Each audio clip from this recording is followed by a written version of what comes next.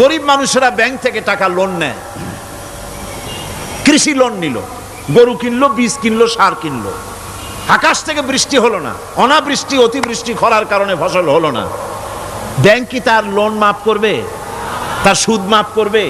শেষ পর্যন্ত গরুটা বেচা, মায়ের হাতের বউর হাতের শেষ চুড়ি গাছা বিক্রি করে লোন পরিশোধ করলো।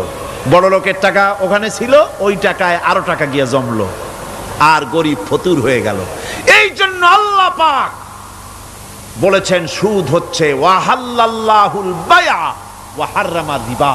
আল্লাহ পাক ব্যবসাকে করেছে হালাল, সুদকে করেছেন হারাম। এই সুদের মধ্যে 70টি গুনাহ, তার ছোট্ট গুনাহ হলো নিজের মায়ের সাথে জিনা করা। জোরে কোন নাউজুবিল্লাহ। মায়ের সাথে জিনা করার চাইতেও নিকৃষ্ট, এটা হলো ছোট গুনাহ। টের পাইছেন?